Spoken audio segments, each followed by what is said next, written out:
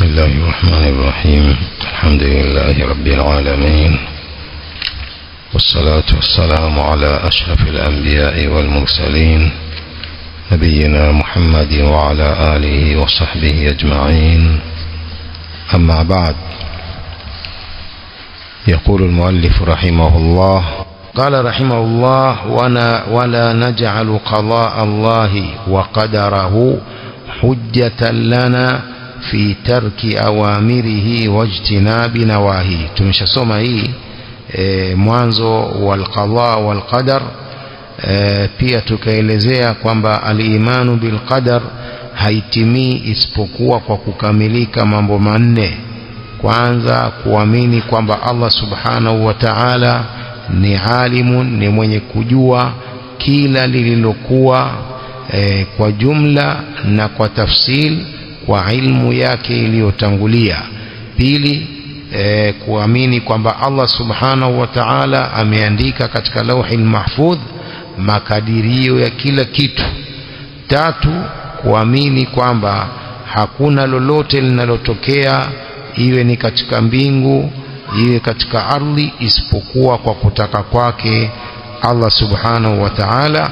Nne, ni kuamini kwamba kila jambo lililo katika mbingu na ardhi limeumbwa na Allah subhanahu wa ta'ala, la khaliqa ghayruhu wala rabba siwa.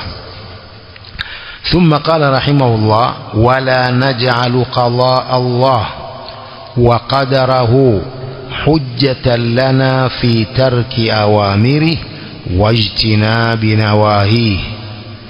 tusijalie qadari ya Allah, hukumu ya Allah na kadari yake kuwa ni hoja yetu ya kuacha amri zake na kujiepusha na makatazo yake.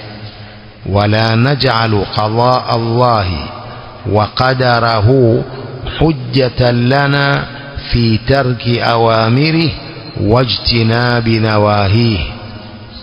Alaykum assalam. كتاب ايش؟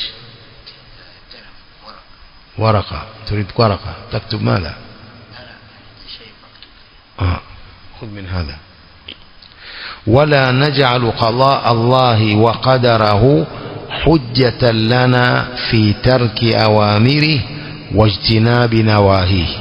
tusijalie hukumu ya Allah na kadari yake kuwa ni hoja yetu ya kuacha maamrisho yake na kujiepusha na makatazo yake. Tusifanye hivyo, bali yajibu an nu'mina wa na'lama anna lillahi alaina alhujja, bali lazima tuamini na tujue kwamba Allah ana hoja kwetu biinzali alkutub wa bi'thati rusul, kwa kuteremsha vitabu na kupeleka mitume. Tusijalie qadha ya Allah, hukumu ya Allah na kadari yake kuwa ni hoja yetu ya kuacha maamrisho yake na kujiepusha na makatazo yake. Yani mtu asiseme kwamba mimi naacha kuswali kwa sababu ndiyo kadari yangu, nimekadiriwa hivyo na Allah, kwa hiyo siswali. Nimekadiriwa na hivyo na Allah, sifungi, sifanyi siamu, ibada ya siamu ndiyo kadari ya Allah ilivyokadiria. Tusifanye hivyo. Tusifanye hukumu ya Allah na kadari yake kuwa ni hoja yetu ya kuacha maamrisho yake pia na kujiepusha na makatazo yake, bali yajibu an nu'mina wa na'lama anna lillahi alaina alhujja. Lazima tuamini na tujue kwamba Allah ana hoja juu yetu, tayari ametuwekea hoja biinzali alkutub, kwa kuteremsha vitabu, wa bi'thati rusul, na kupeleka mitume. Qala Allah ta'ala: lialla yakuna linnasi ala Allahi hujjatun ba'da ar-rusul, ili isipatikane kwa watu juu ya Allah hoja yoyote baada ya kuletwa mitume. Baada ya kuletwa mitume hakuna mtu mwingine ambaye ataleta hoja kwamba yeye ilikuwa hajui mambo ya sala, ilikuwa hajui ibada ya siyam, ilikuwa hajui haji. sababu tayari mitume wamekusha bainisha, tayari mitume wametekeleza ujumbe wa Allah wa kuwaamrisha watu maamrisho ya Allah na kuwakataza watu makatazo ya Allah. Baada ya Allah kuleta mitume wake, hakuna hoja tena ya mtu kwamba mimi nilikuwa sijui tauhid. Mtu afanya ushirikina alafu aseme sijui tauhid. Hujui tauhidi vipi na mitume wameletwa wote kwa ajili ya kulingania tauhid na kukataza ushirikina? Vipi utasema wewe hujui tauhid? Walaqad ba'athna fi kulli ummatin rasulan an i'budu Allaha wajtanibu at-taghut. Hii ndio da'wa ya mitume. Sasa mitume tayari wametusimamishia hoja kwa maamrisho ya Allah na kuacha makatazo yake. Hakuna hoja yoyote kwa mtu yoyote kwamba atakuwa na hoja kusema ilikuwa hajui jambo fulani, ilikuwa hajui amri fulani, ilikuwa hajui makatazo fulani. Hakuna hoja tena. Lialla yakuna linnasi ala Allahi hujjatun ba'da ar-rusul. يقول الشيخ ابن عثيمين رحمه الله: القدر ليس حجة للعاصي على فعل المعصية. هي قدر يا الله سي hoja kwa mtu waasi kufanya maasiya, sio hoja akatolea hoja kwamba ni kadari ya Allah ndio iliyofanya ende ya kazini, ni kadari ya Allah ndio iliyofanya akanywe tembo. La, القدر ليس حجة للعاصي على فعل المعصية. قدر si hoja kwa asi ya kufanya maasiya. قال الشيخ رحمه الله: أفعال العباد كلها, vitendo vya watu vyote, min ta'at wa ma'asin, kulluha makhluqatun lillahi kama sabaq.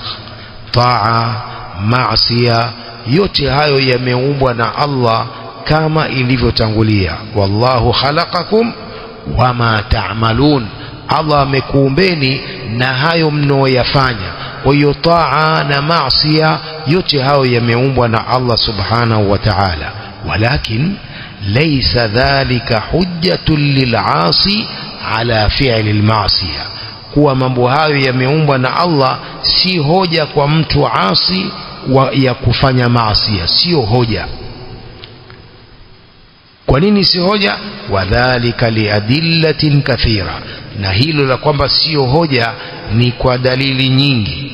Minha, dalili ya kwanza, anna Allah adhafa amala al-abdi ilayhi waja'alahu kasban lahu.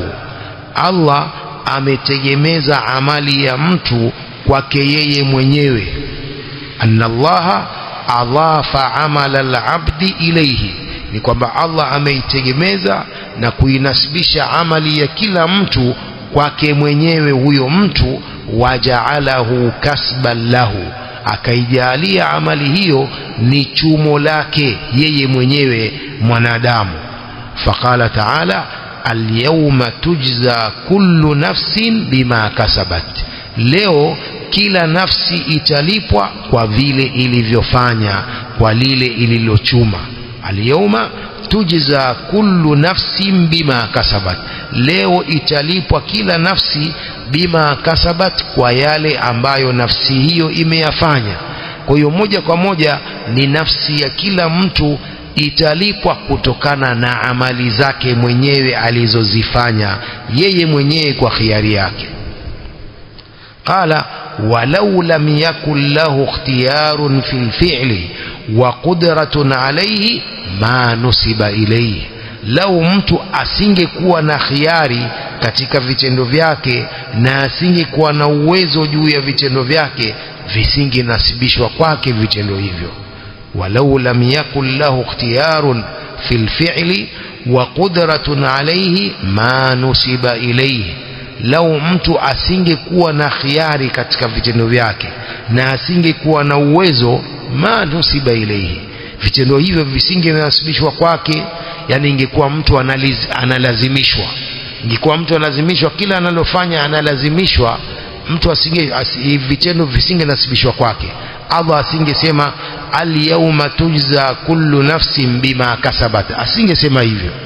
lakini Allah kanasibisha na kutegemeza amali ya kila nafsi kwa vile ilivyofanya yenyewe kwa khiari yake. Wazi hadha, ina maana kwamba mtu halazimishwi akenda kufanya taa, halazimishwi akenda kufanya maasi, halazimishwi. Yeye mwenyewe ni yeye mwenyewe ndiye anayehitari kufanya taa, na yeye mwenyewe ndiye anayehitari kufanya maasi. Hakuna anayemlazimisha. Tumefahamiana? Na ndio maana kuna na wale Jabaria, aljabaria min alfiraqi dhalla, wao wanasema kwamba mtu analazimishwa. Wao wanasema mtu analazimishwa katika kila analofanya. Akenda kuswali alazimishwa, sina anayemlazimisha. Kuna mtu amsikia bunduki akenda kaswali, kuna mtu amsikia bunduki akenda kafanya maasi. Sasa lazimishwa vipi? Unafahamu? Hii ni itikadi mbaya ya hao Jabaria wanaosema kwamba mtu hana khiari ya vitendo vyake, analazimishwa kila analofanya. Kwa hiyo aya ni dalili ya kwamba kila mtu anafanya amal kwa khiari yake. Taban lazima tuamini kwamba kuna mashiatullah, kuna kutaka kwa Allah. Hiyo lazima tuamini kwamba pamoja na khiari hiyo ya mtu, lakini hawezi kufanya jambo mpaka iwepo mashiatullah, kutaka kwa Allah subhanahu wa ta'ala. Allah ametaka ndipo akafanya jambo ile. Allah ametaka ndipo akafanya taa ile. Allah ametaka ndio akafanya maasi yake hayo. Wama tashaun illa an yasha Allahu rabbul alamin. Thaniyan, dalili nyingine ya pili, anna Allah amara al-abda wa nahahu wa lam yukallifuhu illa ma yastati. Dalili nyingine ni kwamba Allah amemwamrisha mtu na akamkataza mambo mengine na hajamkalifisha isipokuwa mambo anayoyaweza. Anna Allah amara al-abda wa nahahu wa lam yukallifuhu illa ma yastati. Allah amemwamrisha mja wake mambo mengine, wanahahu akamkataza mambo mengine, na hajamkalifisha isipokuwa mambo ambayo anayaweza. Kila amri za Allah alizotuamrisha ni kwamba tunaweza kuzifanya, na kila makatazo ambayo ametulazimisha, ametuamrisha kutukataza kuyawache, tunaweza kuyawacha. Hatukalifishwa na jambo ambalo hatuliwezi. Wa hadha liqaulihi ta'ala, la yukallifu Allahu nafsan illa wus'aha. Allah haikalifishi nafsi yoyote isipokuwa uwezo wake. Kadhalika yakulu ta'ala, fattaqullaha mastata'tum, mcheni Allah kiasi mnachoweza. Qala Sheikh Ibn Uthaymeen, walau kana majburan ala al-amal ma kana mustati'an ala al-fi'li au al-kaf, لأن المجبور لا يستطيع التخلص. لو angekuwa mtu ni mwenye kulazimishwa katika amali zake, walau kana majburan ala al-amal, lau alikuwa mtu ni mwenye kulazimishwa katika amal, ma kana mustati'an ala al-fi'li au al-kaf, asingekuwa ni mwenye kuweza kufanya au kujizuia kufanya. لأن المجبور لا يستطيع التخلص, sababu mwenye kulazimishwa hawezi yeye kujinasua na jambo lile na kuepukana na jambo lile ambalo ameamrishwa kulifanya au amekatazwa aliwache. Na hivi ndivyo wanavyosema hao aljabaria. Sasa lau kana alinsanu majburan ala al-amal ma kana mustati'an ala al-fi'li au al-kaf.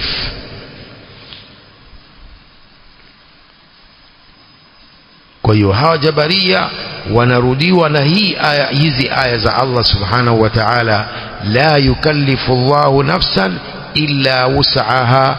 Allah haikalifishi nafsi yoyote isipokuwa uwezo wake.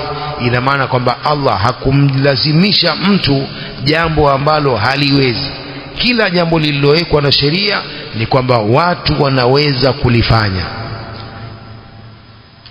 Jazakallahu khair. Idhan anna Allah amara al-abda wa nahahu wa lam yukallifuhu illa ma yastati. Allah amemwamrisha mja wake baadhi ya mambo, akamkataza mambo mengine, na hajamkalifisha isipokuwa mambo anayoyaweza.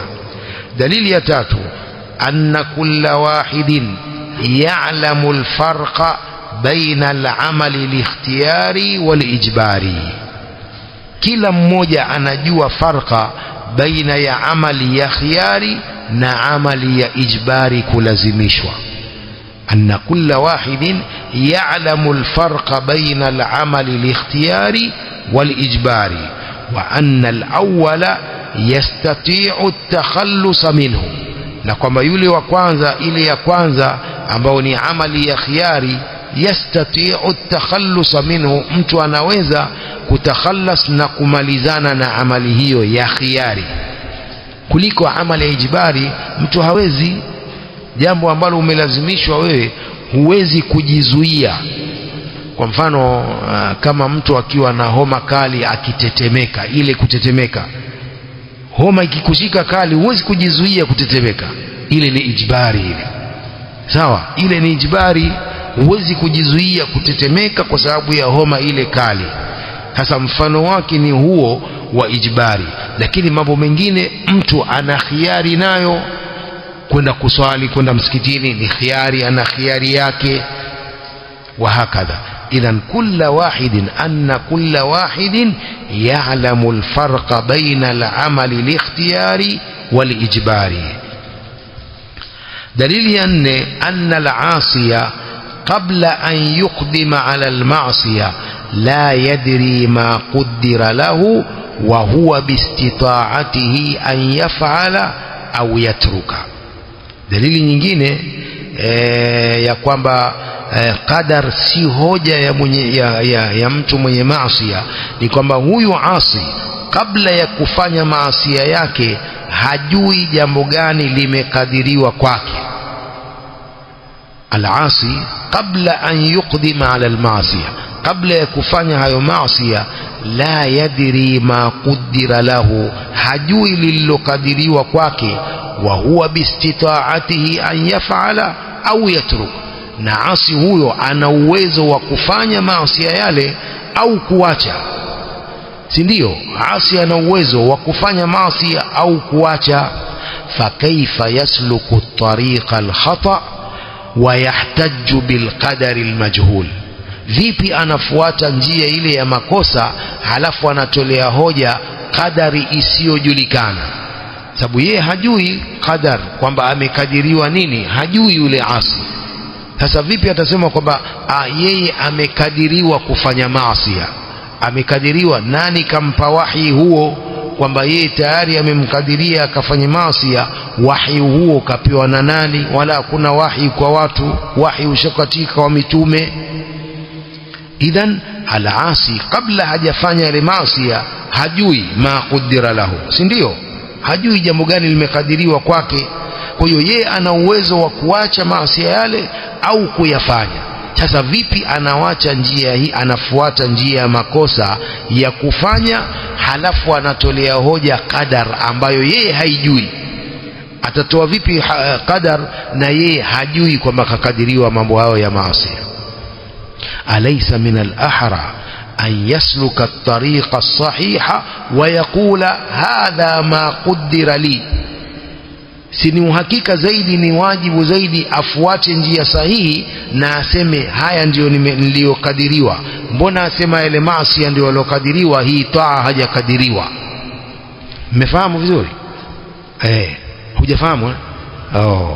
Nasema al-asi, mtu anapokwenda kwenye maasi si hajui jambo gani limekadiriwa kwake, au anajua? Hajui. Yeye ana uwezo wa kufanya maasi yale au kuacha kwa hiari yake, si ndio? Sasa kwa nini asiwache? Kwa nini asiwache akasema mimi nimekadiriwa kuacha haya maasi? Kwa nini akifanya ndio asema mimi nimekadiriwa kufanya? Hanifahamu? Si angefuata njia hii ya usawa ya kwamba hafanyi maasi aseme mimi nimekadiriwa kutofanya maasi?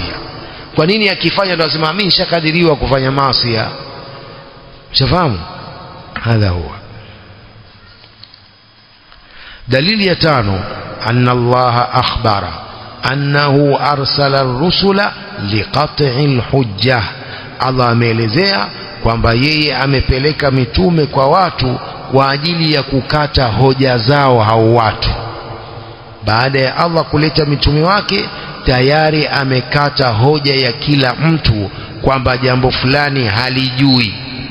Qala ta'ala lialla yakuna linnasi ala Allahi hujjatun ba'da ar-rusul, ili isipatikane kwa watu juu ya Allah hoja yoyote baada ya mitume.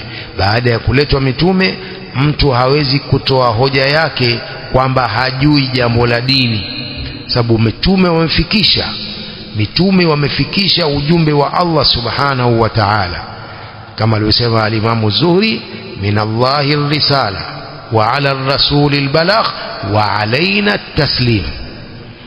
Kwa hiyo mitume wamefikisha ujumbe wa Allah subhanahu wa ta'ala, wakifikisha tauhid, wakaamrisha tauhid, wakakataza ushirikina, wakaamrisha awamir za Allah subhanahu wa ta'ala, wakafikisha kukataza makatazo yake. Sasa hapo hakuna hoja ya mtu yoyote kwamba ilikuwa hajui.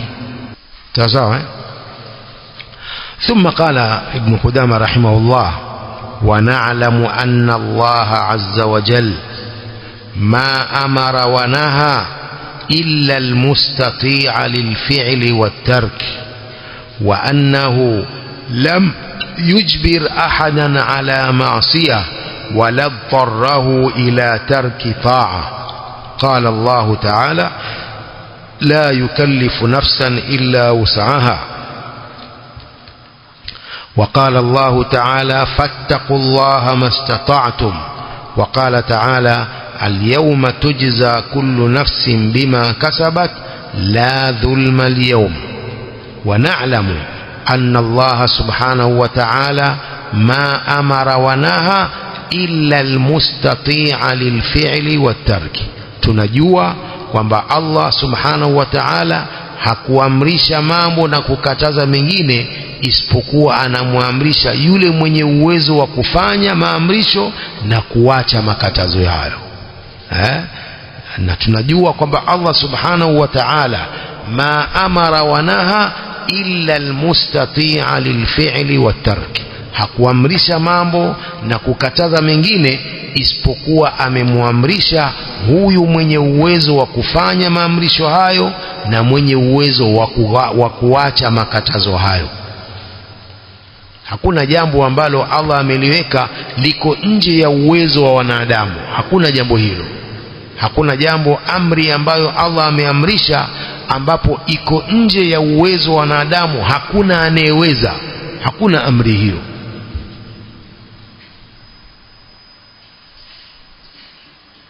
وأنه لم يجبر أحدا على معصية، Allah hajamlazimisha yoyote kufanya maasiya, wala dharrahu ila tarki taa, wala kumpa dharura ya kuacha taa. Hakuna hiyo. Hakuna yoyote kwamba alimlazimisha kufanya maasiya wala dharrahu ila tarki taa. Qala Allah ta'ala: la yukallifu Allahu nafsan illa wus'aha. Allah haikalifishi nafsi isipokuwa uwezo wake.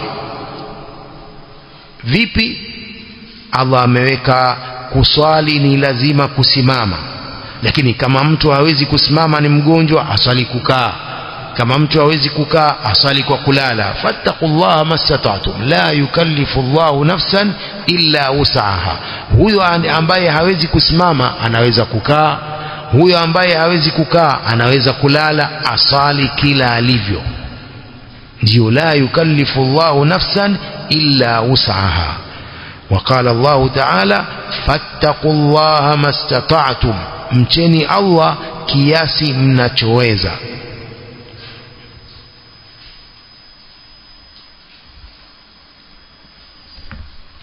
وقال تعالى: اليوم تجزى كل نفس بما كسبت لا ظلم اليوم. leo italipwa kila nafsi yale iliyoyafanya, hakuna kudhulumiwa leo. Hakuna nafsi yoyote itadhulumiwa. Kila nafsi italipwa kwa yale iliyofanya ulimwenguni, in khairan fa khairun wa in sharran fa sharrun wama rabbuka bidhallamin lilabid. Fadalla ala anna lilabdi fi'lan wa kasba yujza ala husnihi bithawabi wa ala sayyihi biliqab. Kwa hiyo inafahamisha kwamba mtu ana vitendo vyake na ana chumo lake, atalipwa kwa yale mazuri aliyoyafanya thawabu, na kwa ule ubaya maovu aliyoyafanya atalipwa iqab, adhabu. Kila mtu atalipwa kwa yale aliyoyafanya. Idhan fadalla ala anna lilabdi fi'lan, hii inafahamisha kwamba mtu ana vitendo vyake mwenyewe, wa kasban, na chumo lake, yujza ala husnihi bithawabi wa ala sayyihi biliqab, atalipwa kwa yale mambo mazuri aliyoyafanya atalipwa thawabu, na kwa yale mambo mabaya maovu atalipwa adhab. Wa huwa waqi'un biqada'i llahi wa qadarihi, na malipo hayo yametokea kutokana na hukumu ya Allah na kadari yake. Allah makadirio yake yameshapitisha hivyo.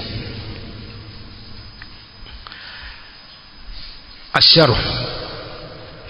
يقول الشيخ ابن عثيمين رحمه الله في شرحه على هذه الفقرتين 48 و49، قال: التوفيق بين كون فعل العبد مخلوقا لله وكونه كسبا للفاعل. توفيق ni ile jame, kujumuisha baina ya kuwa mtu ana vitendo vya mtu vimeumbwa na Allah na kuwa mtu ana chumo lake, wa kaunihi, na kuwa vitendo hivyo ni kasban lilfa'il, ni chumo ya yule mwenye kufanya.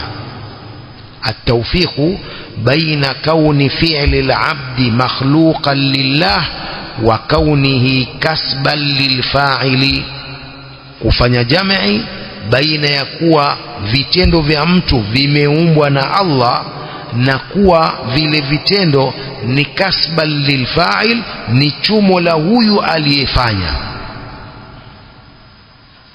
Umeelewa baina ya mambo mawili? Naam. Qala: arafta mimma sabaq, umeshajua katika yaliyotangulia, anna fi'la al-'abdi makhluqun lillah, kwamba vitendo vya mtu vimeumbwa na Allah, wa annahu kasbun lil'abdi, na kwamba vitendo hivyo ni chumo lake mwenyewe mtu, yujaza alayhi alhasan bi ahsan wasayyi bimithlihi, atalipwa jambo zuri atalipwa bi ahsan, zuri zaidi kuliko hilo, wasayyi bimithlihi, na ovu atalipwa mfano wake. Fakaifa nuwaffiqu bainahuma, vipi tutajumuisha baina hayo mambo mawili? Vitendo vya mtu vimeumbwa na Allah, sawa, na vitendo hivyo ni kasbu lilabdi, ni chumo lake mtu mwenyewe. Mmefahamu? Kuna tofauti hapo, kuna tofauti baina haya mambo mawili, kwamba vitendo vile vimeumbwa na Allah na kwamba kile kitendo alichokifanya mtu ni yeye mwenyewe. Mbali ya kwamba kimeumbwa na Allah, lakini mtu mwenyewe pia ana kasbu katika kitendo kile, analipwa. Ikiwa amefanya tendo zuri analipwa vizuri zaidi, na akiwa amefanya uovu analipwa mfano wake. Fakaifa nuwaffiqu bainahuma? Qala Sheikh Ibn Uthaymeen rahimahullah: at-tawfiqu bainahuma anna wajha kauni fi'li al-'abdi makhluqan lillahi ta'ala amrani, njia ya kuwa vitendo vya mtu vimeumbwa na Allah mtukufu ni mambo mawili. Al-awwal anna fi'la al-'abdi min sifatihi, kile kitendo cha mtu ni katika sifa zake. Wal 'abdu wa sifatuhu makhluqani lillahi ta'ala, na huyo mtu mwenyewe na hizo sifa zake ni viumbe vya Allah mtukufu. Anna fi'la al-'abdi min sifatihi, kitendo cha mtu ni katika sifa zake huyu mtu, sawa. Anna fi'la al-'abdi min sifatihi, kitendo cha mtu ni katika sifa zake. والعبد وصفاته مخلوقان لله تعالى. na huyo mtu na hizo sifa zake vyote hivi vimeumbwa na Allah subhanahu wa ta'ala. Sijui mnielewa? Hakuna ishkali hapa. Athani, jambo la pili, anna fi'la al-'abdi sadirun an iradatin qalbiyya wa qudratin badaniyya. Kitendo cha mtu kinatokana na kutaka kwa moyoni na uwezo wa kimwili. Moyo umetaka jambo lile, na uwezo wa mwili wake ukalifanya jambo lile. anna fi'la al-'abdi sadirun an iradatin qalbiyya wa qudratin badaniyya. Kitendo cha mtu kimetokana na kutaka kwake moyoni na uwezo wake wa kimwili. walaula huma lam yakun fi'lun, lau si hayo mambo mawili kusingekuwa na kitendo kwa mtu. Lau si kutaka kwa moyo na uwezo wa kimwili, isingekuwa kuna kitendo kwa mtu yoyote. طيب والذي خلق هذه الإرادة والقدرة هو الله تعالى. aliyeumba kutaka huko na uwezo huu ni Allah subhanahu wa ta'ala.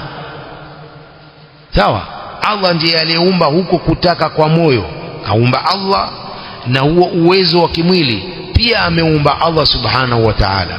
والذي خلق هذه الإرادة والقدرة هو الله تعالى. وخالق السبب خالق للمسبب. mwenye kuumba sababu pia ameumba kenye kusababisha sababu hiyo. wa khaliqu sababi khaliqul lilmusabbibi. mwenye kuumba sababu pia ni mwenye kuumba chenye kusababisha sababu hiyo. Tumefahamu hapo? Wana mwatingisha vipi tu bwana?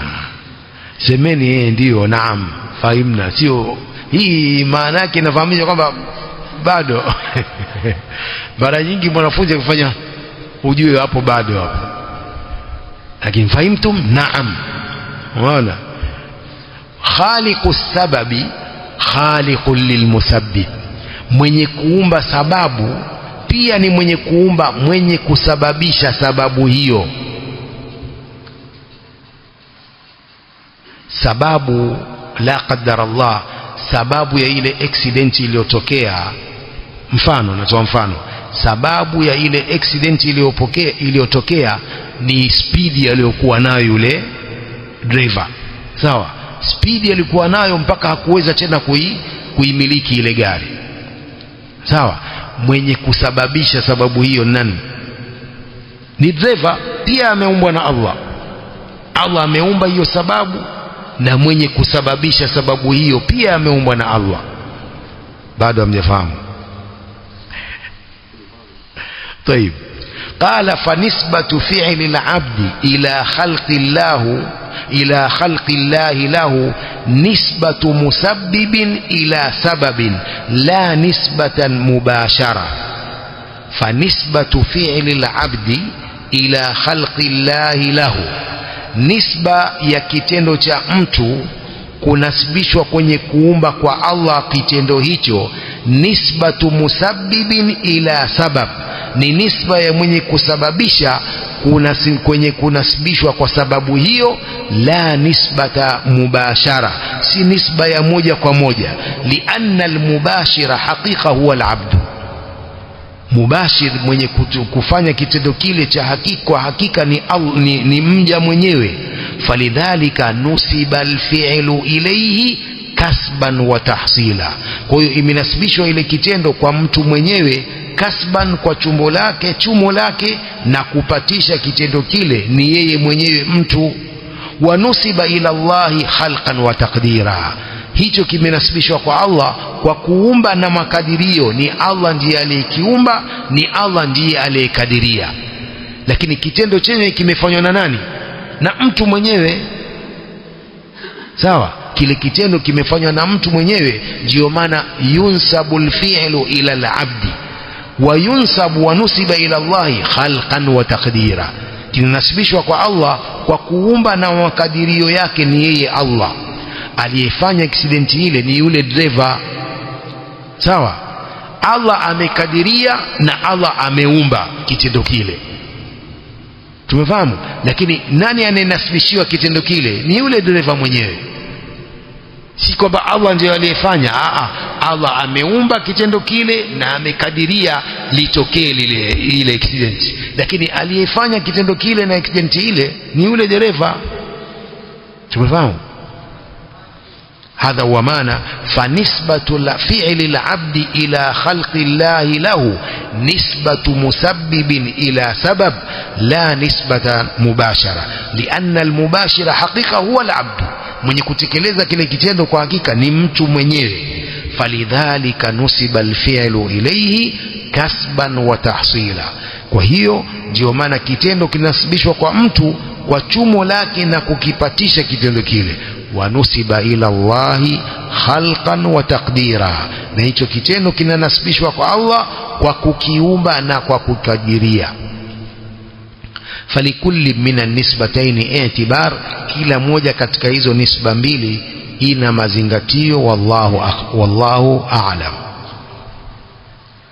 qala almukhalifuna lilhaqqi fil qada'i wal qadari warraddu alayhim, wenye kukhalif haki hii katika hii qadha, hukumu ya Allah na kadari yake, na kuwarudi.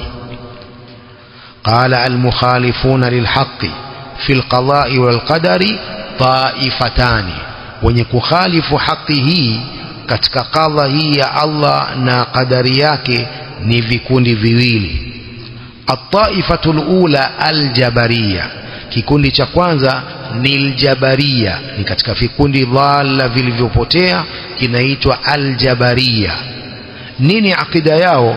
yaqulun al-abdu majburun ala fi'lihi wa laysa lahu ikhtiyarun fi dhalik, mtu analazimishwa katika vitendo vyake na hana khiari yoyote katika vitendo vyake. hawa ndio wanaitwa al-jabariyya. Wanasema al-abdu majburun, mtu analazimishwa katika vitendo vyake vyote, analazimishwa. akila lazimishwa, akinywa analazimishwa. unaona itikadi yao walaysa lahu ikhtiyarun fi dhalik, hana khiyari yoyote katika jambo hilo. lakini anasema wanaruddu alaihim bi amrayn, Sheikh anasema tunawarudi hao kwa mambo mawili. al-awwal anna Allah adhafa amala al-insani ilayhi, Allah ametegemeza amali ya mtu kwa mtu mwenyewe. waja'alahu kasban lahu yuaqabu wa yuthabu bihasabihi, na akajalia kile kitendo ni chumo lake, huyu mtu ataadhibiwa ikiwa ni chumo lake baya, wa yuthabu, na atapewa thawabu kwa kiasi cha kile kitendo chenyewe alichokifanya. kama ni kitendo kizuri anapewa thawabu, kama ni kitendo kibaya anapewa adhabu na kuadhibiwa. walau kana majburan alayhi, lau angekuwa mtu amelazimishwa, ma sahha nisbatuhu ilayhi, isingesihi kunasibishwa hicho kitendo kwake. wala kana iqabuhu alayhi dhulman, ingekuwa kumwadhibu ni kumdhulumu huyo, sababu kitendo hakufanya yeye. ingekuwa kile kitendo cha maasi hakukifanya yeye wala hakikunasibishwa kwake, kwa nini ataadhibiwa huyo? Sasa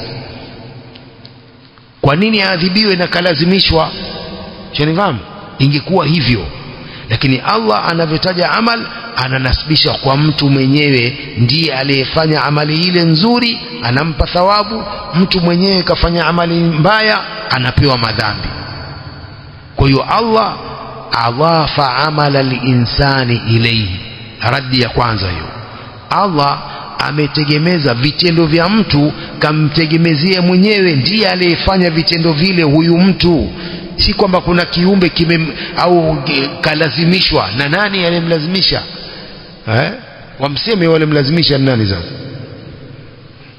ثانيا أن كل واحد يعرف الفرق بين الفعل الاختياري والاضطراري في الحقيقة والحكم. kila mwanadamu anajua farqa baina ya kitendo cha khiari na kitendo cha dharura. cha kulazimishwa. Kila mtu anajua kitendo cha khiari yake anayofanya na kitendo cha dharura amelazimishwa, fil haqiqa wal hukm, katika uhalisia na hukmu. Falau i'tada shakhsun ala akhar, lau mtu akimfanyia uadui mwingine, wadda'a annahu majburun ala dhalika biqada'i llahi wa qadarihi, akadai kwamba yeye amelazimishwa kwa hilo kwa hukumu ya Allah na kadari yake, la udda dhalika safahan, ingehesabiwa hilo ni ujinga, upumbavu, mukhalifan lilmaalumi bidharura, ingekuwa ina khalif jambo linalojulikana kwa dharura. Tumefahamu? Inajulikana amali ya khiari na amali ya dharura ya kulazimishwa ni jambo linalojulikana. Unafahamu? Mtu akikulazimisha kakusikia kisu, mtu kakusikia kishikia tena jitu kubwa, au watu wengi wamekushikia kisu, we mkufuru Allah, hiyo si kulazimishwa? Hiyo toka katika Uislamu. Visu wamevishika wewe, wengine kwenye kichwa, wengine kwenye tumbo, haya mkufuru Allah, hiyo ndio kulazimishwa hiyo. Sawa? Lakini yule anayeritaji mwenyewe kwa khiari yake amelazimishwa na nani huyo? Hakuna alilazimishwa. Tumefahamu vizuri? Hadha huwa. Kwa hiyo kila mmoja anajua farqa baina ya kitendo cha khiari yake na kitendo kile cha kulazimishwa. Hiyo ni radi ya pili. At-taifatu thania, katika vikundi ambavyo vinakataa jambo hili la qadha ya Allah na kadari yake, al-qadariyya. Al-qadariyya yani nufatul qadar. Al-qadariyya si kwamba wathibitisha qadar, hawa ni nufatul qadar, wanapinga qadari ya Allah. Yaqulun, wao wanasema al-abdu mustaqillun bi'amalihi, mtu anajitosheleza kwa amali yake. Laysa lillahi fihi irada wala qudra wala khalq, Allah hana kutaka katika kitendo cha mja wake, wala hana uwezo wala hana kuumba. Ni mtu mwenyewe ameumba, anaumba vitendo vyake. Ndio maana yao al-abdu mustaqillun bi'amalihi, ni kwamba mtu anaumba vile vitendo vyake vyote, anaviumba mwenyewe. Na yeye ni mustaqil, hakuna kudra ya Allah wala hakuna kutaka kwa Allah wala kuumba kwa Allah katika vitendo vya mja. Hawa ni nufatul qadar, wanakataa kadari ya Allah. Mfahamu? Likitokea jambo limetokea lenyewe bila kadari ya Allah. Yote yaliyotokea yametokea tu kwa vitendo vya watu wenyewe, si kwa makadirio ya Allah wala kutaka kwa Allah. Hawa ndio al-qadariya, itikadi yao hiyo mbaya. Wanaruddu alaihim biamraini, pia hao tunarudi kwa mambo mawili. Kwanza, annahu mukhalifun liqaulihi ta'ala, Allahu khaliqu kulli shay. Itikadi yao hiyo ina khalif maneno ya Allah subhanahu wa ta'ala. Allah ni muumbaji wa kila kitu, Allah ameumba kila kitu. Pia kauluhu ta'ala, wallahu khalaqakum wama ta'malun, Allah amekuumbeni nyinyi na hayo mnaoyafanya pia ameyaumba. Sasa watajibu nini katika aya hizi? Hawana jawabu. Hawa nufatul qadar, al-qadariyya, hawana jawabu ya aya hizi kwamba Allah ameumba kila kitu. Kila kitu hii inaenea, amemuumba mja, ameumba vitendo vyake, kila kitu amekiumba Allah. Tufahamu? Halafu wallahu khalaqakum wama ta'malun, hii ni wadhiha, aya iko wazi. Allah amekuumbeni nyinyi na hayo mnaoyafanya pia ameyaumba. Pili, radi ya pili, anna Allaha malikus samawati wal ardi, Allah ndiye mwenye kumiliki mbingu na ardhi. Fakaifa yakunu fi mulkihi ma la tataallaqu bihi iradatuhu wa khalquhu, vipi itakuwa katika mulki wake mambo ambayo hayahusiani na kutaka kwake na kuumba kwake? Itakuwa vipi sasa? Itakuwa vipi kwamba Allah ni mwenye kumiliki vilivyo mbinguni na ardhini, halafu hakuna katika mulki wake vitendo vya watu? Itakuwa amemiliki vipi sasa? Itakuwa hajamiliki hapo. Sawa? Idhan fakaifa yakunu fi mulkihi ma la tataallaqu bihi iradatuhu wa khalquhu, itakuwa vipi hiyo? mambo ambayo hayahusiani na kutaka kwake na kuumba kwake, ni kwamba mwanadamu anafanya mambo yake mwenyewe, hakuyaumba, itakuwa hajamiliki basi hapo Allah. Idhan Allah subhanahu wa ta'ala amemiliki kila kitu, amemiliki watu na wanaoyafanya. Aqsamu al-irada wal farqu bainahuma, vigawanyo vya irada, kutaka, na farqa baina yao, vigawanyo hivyo. Awala, iradatu Allah tanqasimu ila qismaini, kutaka kwa Allah kunagawanyika sehemu mbili, kauniya wa shar'iyya. Kuna irada kauniya na irada shar'iyya, kutaka ambako ni kauniya na kutaka ambako ni shar'iyya. Qala fal kauniya hiya allati bimaana almashia, hii irada kaunia ndiyo inayokuwa kwa maana ya mashia, kutaka kwa Allah subhanahu wa ta'ala. Kaqaulihi ta'ala, faman yuridillahu an yahdiyah yashrah sadrahu lilislam waman yurid an yudhillah yaj'al sadrahu dayiqan haraja. Allah anayemtakia kumuongoza anakikunjua kifua chake kwa Uislamu. Huyu ni kwamba Allah amemtakia hadi, muongozo wa sawa, na ambaye Allah anataka kumpoteza, yaj'al sadrahu dayiqan haraja, anakijalia kifua chake ni dayiq, harajan, kizito, kinaona uzito kukubali haki. Hasa hii ni irada kauniya, mashiatullah, kutaka kwa Allah subhanahu wa ta'ala. Innaka la tahdi man ahbabta walakinna Allaha yahdi man yasha. Hii ni irada kauniya, Allah anamuongoza anayemtaka. Kwa hiyo Allah subhanahu wa ta'ala ashaweka kwamba huyu anamtaka awe muislamu, huyu anamtaka awe mumin, huyu kafiri. Hadi irada kauniya. Mashia kauni ndiyo mashia inayofasiriwa kwamba ni mashia, kutaka kwa Allah subhanahu wa ta'ala. Idhan irada kaunia ndiyo ina maana mashia, kutaka kwa Allah subhanahu wa ta'ala. والشرعية الإرادة الشرعية وهي التي بمعنى المحبة، هي معنى محبة، mapenzi. كقوله تعالى والله يريد أن يتوب عليكم، الله anapenda kukusameheni. والله يريد أن يتوب عليكم، Allah anapenda kukusameheni. Hii ni irada sharia ambayo ina maana ya mahabba, sawa Allah kuwapenda viumbe vyake. والفرق بينهما أن الكونية يلزم فيها وقوع المراد ولا يلزم أن يكون محبوبا لله. فرق بين هي إرادة شرعية na irada kaunia. Farqa baina yao ni kwamba ile irada kaunia hailazim kutokea ule muradi, yalzamu fiha, inalazim wuqu'ul muradi, kutokea hilo lililokusudiwa na Allah. Lakini wala yalzamu an yakuna mahbuban lillah, si lazima kuwa linapendwa na Allah jambo hilo. Irada kaunia yalzamu fiha, hulazim kutokea hilo jambo lililo takiwa na Allah litokee, na si lazima kuwa Allah analipenda. Nifahamu?